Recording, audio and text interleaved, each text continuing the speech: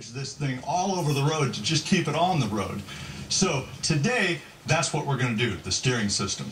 Now first, I want you to check your steering gearbox play. And to do that, it's very simple.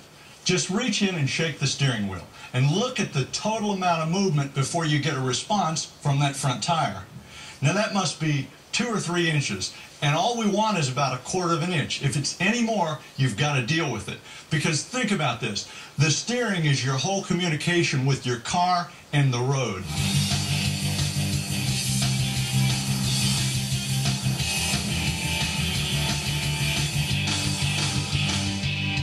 Now to properly adjust the steering gearbox, we've got to get the pitman arm disconnected from the rest of the linkage. Don't let anybody tell you you can do this adjustment with the weight of the car on the ground, because there's just too much force on this gearbox. We've got to isolate it from the rest of the system. Now to do that, we're going to have to pull this cotter pin here.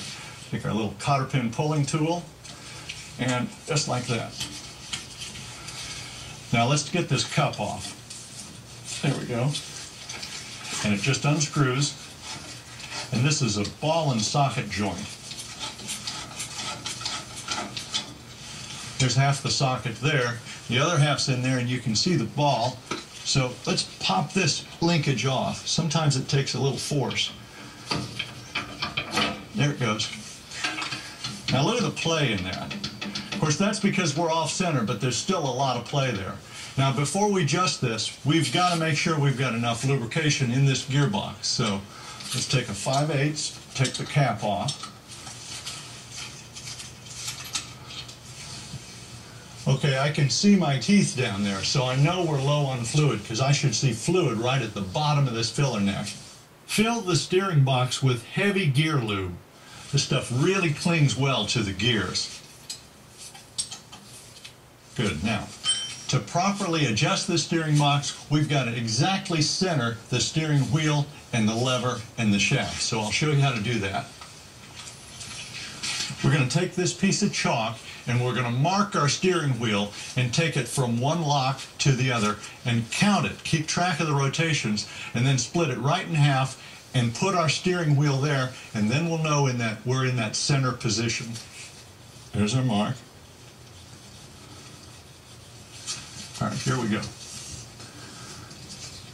1, 2, 3, 4, and 2/3. See, we started over here.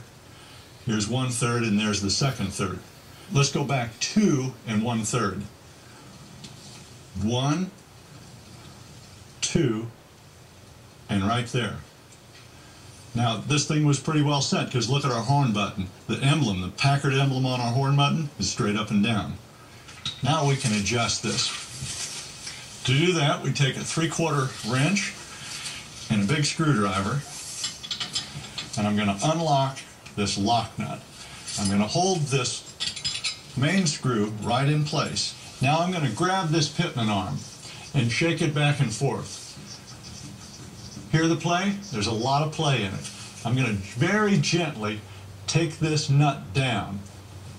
Now what that's doing internally is driving those gears together. The teeth drive together, so any slack that's there will be taken up. Now I don't want to go too far, I just want to take it to 0 clearance. Now if I've done this right, I'll be able to move this pitman arm, and of course you'll see the steering wheel spin, and it should be, oh yeah, it's just really nice and smooth. Alright, that's what I want to feel, a nice smooth action under gentle pressure. And for more details on this adjustment, you can get those on our website at DIYnetwork.com. Now, we've got our gearbox adjusted, so the next step is to check our linkage, and I think we've got some problems there too. So we're going to do that when